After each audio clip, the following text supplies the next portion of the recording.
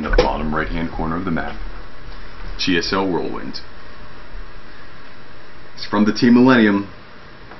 He's taken 2 games off of his opponent so far. Can he lock up the 3rd and win in the finals? He's MillTarson. And in the upper left hand corner of the screen, the Protoss player from the Team Slayers.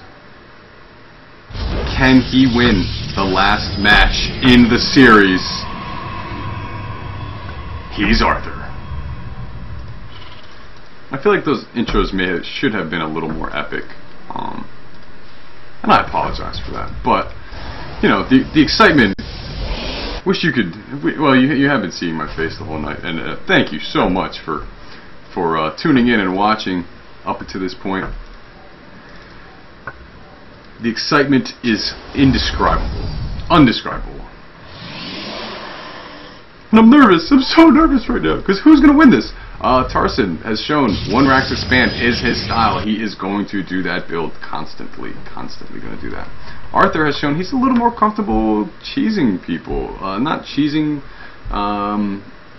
you know what, I shouldn't say cheesing people. He's a lot more comfortable being very aggressive. We did see 1 cheese from him, which got him to the finals here. But other than that, he has done very aggressive 3-gate builds that have turned out very fortuitous for him. He has come through, and his micro has saved him when it needed to. Especially with that last game. He made that push with the 5 gates up on the 2 bunkers of Tarson. Tarson was not prepared to heal them as much as he should have been. Perhaps. I think he did have the SCVs wrapped around the bunker though too. Just force fields are so good. So not a fault of Tarson in that, but you know, what can Terran do besides try to heal those bunkers up? He lost far too many SCVs, which was really the reason why he wasn't able to make that big comeback push. He did kill the Nexus, which was really cool. I did miss that. But you know, he knows what he needs to do to win, especially doing these drop type plays, and we'll see if that's the same thing that's going to come out of him. It is certainly the style that he enjoys to do.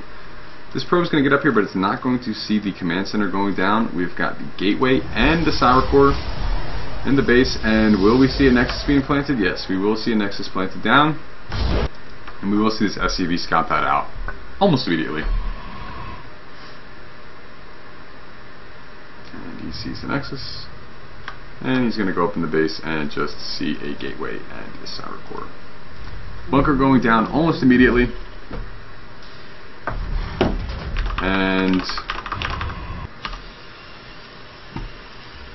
yep, just going to be making SCVs and probes, SCVs and probes.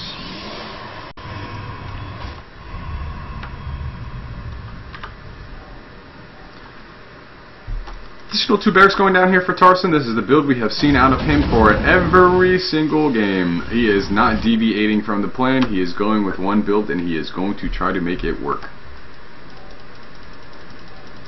On the other hand, Arthur, we saw this out of him last time. It is just the quick warp gate with the Nexus going down. His probe is in the middle of the map. We don't see any forward pylons going down, and we don't see any additional gateways going down, so he probably won't be chrono boosting this warp gate research until his gateways are going to finish. And at that point it'll be done, so he won't need to be chrono boosting it anyway, and he can use that chrono boost on other things. See the probe transfer here. SCVs have just been transferred as well, and Tech Lab going down, so we're probably going to see a fast stim out of Tarson. You know what, I'll go as far to say as we will definitely see a fast stim out of Tarson.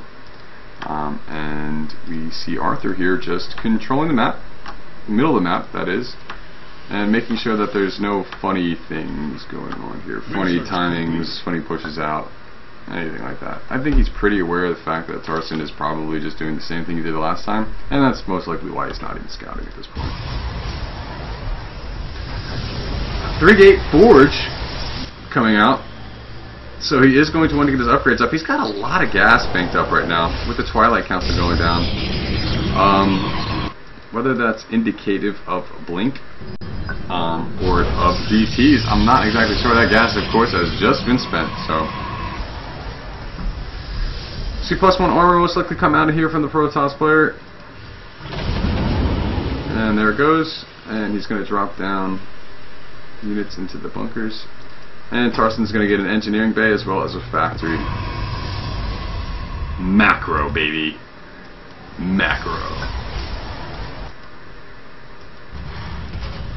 Not a lot of action going on just yet, and this is a little bit strange because we have seen so much early pressure coming out of these players in the previous games. But it looks like Arthur may be looking to do something slightly different here. There is the blink going down. So blink is going to give him a lot more mobility on the map. It's going to allow him to get across the map a lot quicker. It's also going to give him the opportunity to get in at some odd angles, especially over here in this area. It looks like you can jump through and get into the base that way. So starport going down is just going to be the mass bio with medevacs. This is the most standard build that there is out there against Protoss right now because it is the most effective and cost efficient. But like we've been saying all night, there is a large variety of builds you can do in the TPP matchup.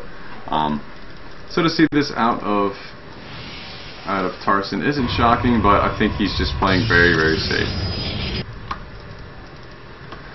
6-gate Robo with a forge, an additional forge on the way. Blink almost done. He's going to be able to start that +2 armor near instantly, and +1 attack is on the way as well.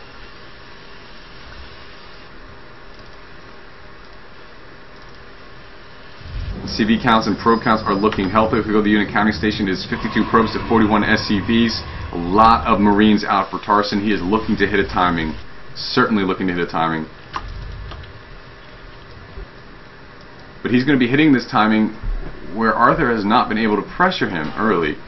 So this is actually going to be a little bit dangerous for Arthur. We see the Colossus, the Colossus Bay, or the robotics bay going down. It should just be called the Colossus Bay, but the robotics bay is going down, and that is going to allow him to create Colossus. Now, whether or not he's going to have those amount of Colossus up in time for them to be effective, we shall see. Tarson looks like he wants to move out soon, especially with these 2 medevacs being pumped out. Does he have an additional 2? Nope, yeah, he is up to 4 at this point.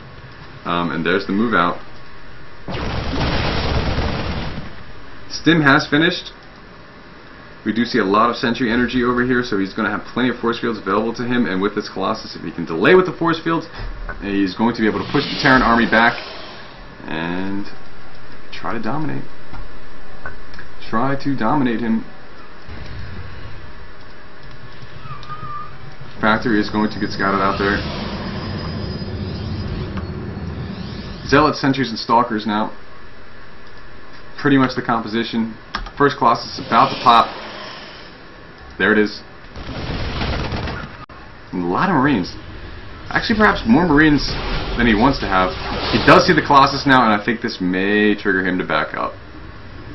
May trigger him to back up and may force him into going into more of a Marauder-centric army. He does have this additional reactor coming down with 3 tech labs on his barracks. And he is just going to back up and most likely just make sure that there's no third bases going down and take a third of his own at the same time. So the Ghost Caddy has finished. That's going to be useful for EMPs if the High Templar tech ever comes out on the field. We do not see it yet. Going to get that forward pylon. Easy peasy.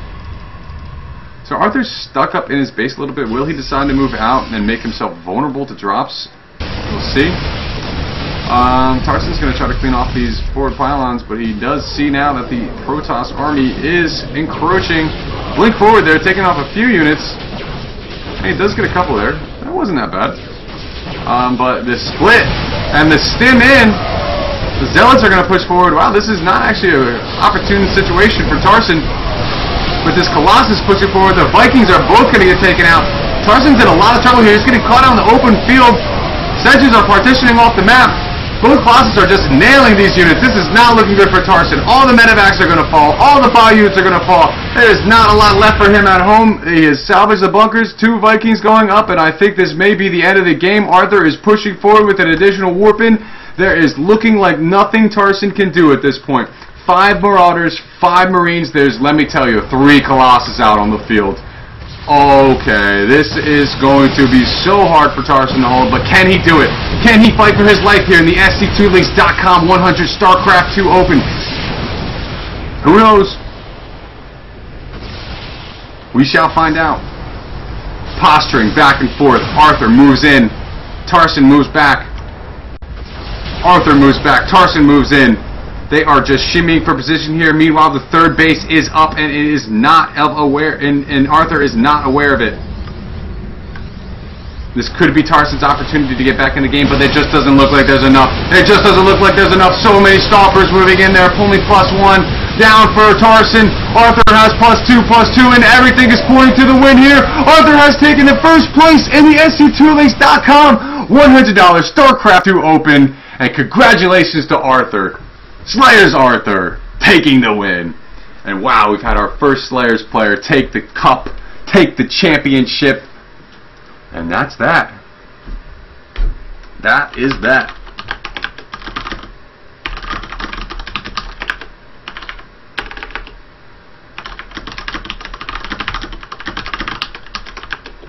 Okay, so that's the tournament, ladies and gentlemen. I hope you guys had a good time with me today. We had a lot of viewers early, and it looks like we died down off the end, so we're going to try to work the format a little bit better for next time and try to figure out some more creative and innovative things we can do to bring the best content available for you guys and girls out there, whoever's watching. Thank you so much for watching. Thank you so much for tuning in. This was all brought to us by StarCraft2Links.com. We thank them very much for allowing us to put on this tournament on the channel, to power the entire thing and sponsor the prize money for the tournament as well.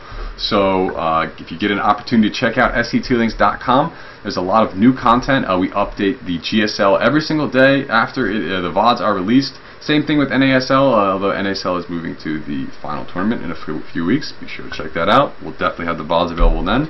And hopefully, if Home Story Cup provides us with some VODs next time, come on guys, keep those VODs up. They haven't been doing that, but they should, I hope. We can get those up as well, and that's coming up in the next couple weeks. So a lot of great StarCraft 2 still left in the rest of the day. The EG Masters Cup is about to come on. The pregame show is probably on right now, and as well as the UK World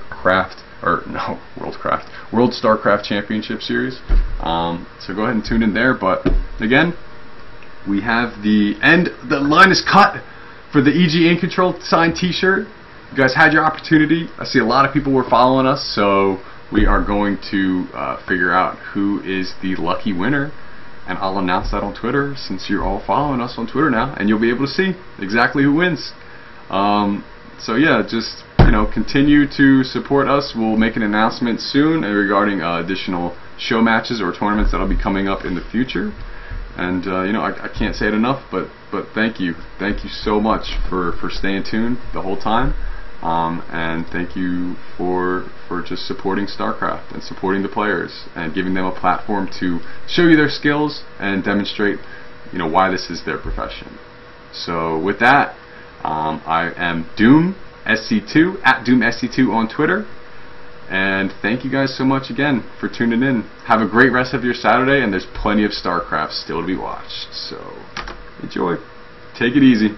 We will see you next time.